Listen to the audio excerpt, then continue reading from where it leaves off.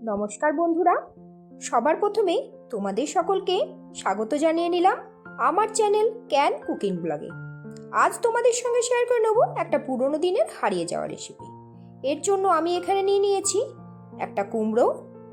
দেখো কুমড়োটা এরকম, এটা অর্ধেক লাগবে। এর সঙ্গে নিয়ে নিয়েছি দুটো আলু আর কিছুটা সজনে ডাঁটা। এখন শীতকালে সজনে ডাঁটাটা কিন্তু এখনো পর্যন্ত একদম নরম আছে, তাই সজনে ডাঁটা কাটার কোনো ঝামেলা নেই। এর থেকে শীত ছাড়াবারও কোনো ঝামেলা নেই। এটা শুধু দুপাশটা কেটে দিয়ে ছোট ছোট করে কেটে নিলেই খুব সুন্দরভাবে রেডি হয়ে যাবে। এই সজনে ডাঁটা দিয়ে নিরামিষ কুমড়োর তরকারি খেতে ভীষণ ভালো লাগে। চলো সেটাই তোমাদের সঙ্গে শেয়ার করে নিই। আজ এইভাবে আমি সবজিগুলো কেটে নিয়েছি। এবার কড়াইয়ে সর্ষের তেল বসিয়ে দিচ্ছি। এই ধরনের হারিয়ে যাওয়া রান্নাগুলো এখন আমরা খেতে ভুলেই গেছি, তবে চটজলদি কিভাবে সুন্দরভাবে অনায়াসেই করে নেওয়া যায় সেটাই আজকে তোমাদের সঙ্গে শেয়ার করে দিচ্ছি। এখানে আমি কিছু বিউলির ডালের বড়ি নিয়ে নিয়েছি, যেটাকে এইভাবে সুন্দর করে লাল লাল করে ভেজে তুলে রাখবো।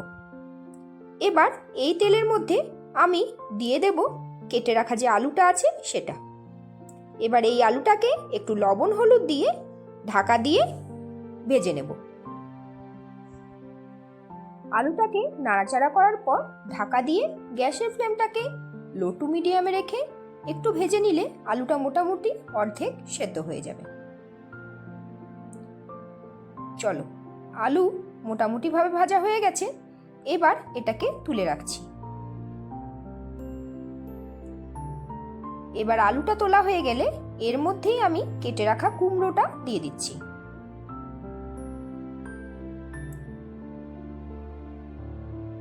এবার কুমড়োটাকেও তেলের মধ্যে একটু নাড়াচাড়া করে ঢাকা দিয়ে দিচ্ছি।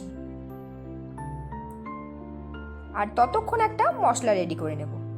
এর জন্য এখানে নিয়ে নিয়েছি কিছুটা আদা, দুটো কাঁচা লঙ্কা, দিয়ে দিলাম 1 চামচ জিরে আর 1 চামচ ধনে।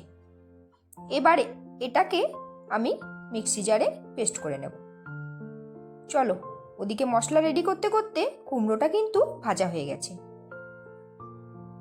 কুমড়ো ভাজার সময় কোনো লবণ আমি দিলাম না, কারণ লবণ দিলে কুমড়োটা পুরোপুরিভাবে গলে যেত। এবার কড়াইয়ে বসিয়ে দিচ্ছি আরও একটু তেল।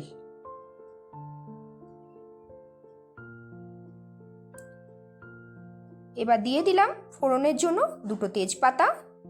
যেহেতু এটা নিরামিষ রান্না হবে তাই দিয়ে দিচ্ছি একটু হিং, দিলাম দুটো শুকনো লঙ্কা আর 5 ফোড়ন।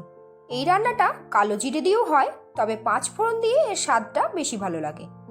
এবার যে বেটে রাখা মশলাটা আছে ওটা দেওয়ার পর লবণ আর হলুদ পরিমাণ মতো আর যতটা লাগবে সেটাকে এখানে অ্যাড করে দিয়ে মশলাটা ভালোভাবে কষিয়ে নিচ্ছি। বন্ধুরা, যারা নতুন নতুন আমার চ্যানেলে এসেছো তাদেরকে আমার চ্যানেলে স্বাগত জানালাম। যদি ভালো লাগে অবশ্যই বলবো, কমেন্ট করে জানিও রান্নাটা কীরকম লাগলো। আর ভালো লাগলে চ্যানেলটাকে সাবস্ক্রাইব করে আমার পরিবারের সদস্য হয়ে যেও। আমি কিন্তু নিত্য নতুন চটজলদি রেসিপি বা হারিয়ে যাওয়া রেসিপি তোমাদের সঙ্গে শেয়ার করে থাকি। আর আমার চ্যানেলে অনেক টিফিন রেসিপিও তোমরা দেখতে পাবে। আশা করি ভালো লাগবে। তবে কমেন্ট করে অবশ্যই জানিও কীরকম লাগছে। তোমাদের কমেন্টেই কিন্তু উৎসাহ পাবো নতুন নতুন রেসিপি তোমাদের সঙ্গে শেয়ার করার জন্য।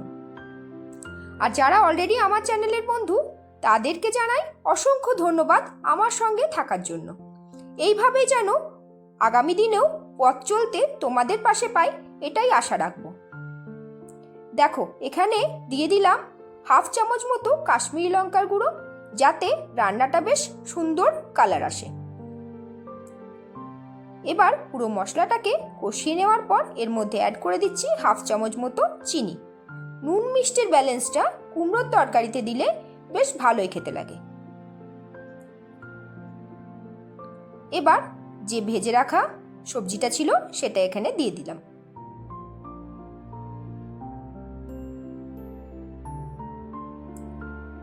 এবার ভালোভাবে মশলার সঙ্গে সবজিটা কষিয়ে নিচ্ছি।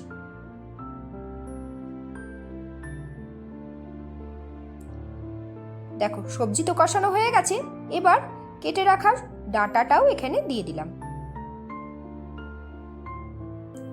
একই সঙ্গে এটাকেও ভালোভাবে একটু কষিয়ে নেব।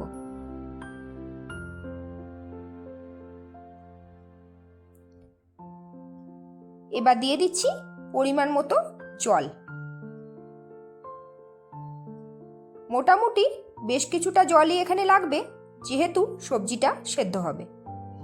এবার ঢাকা দিয়ে এটাকে সেদ্ধ হতে দেব। মিনিট 15 অপেক্ষা করলেই সবজিটা সুন্দরভাবে সেদ্ধ হয়ে গেছে, দেখতেই পাচ্ছ।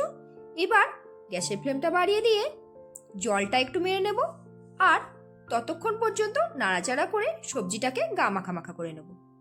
আর তারপর এটাকে নামিয়ে নিয়ে লাস্ট যে ইনগ্রিডিয়েন্টটা বাকি রয়ে গেছে সেটাকে ছড়িয়ে দেব। ভেজে রাখা বড়িটা উপর থেকে ছড়িয়ে দিলেই এই সবজিটা গরম ভাতে দেবার জন্য একদম রেডি হয়ে যাবে।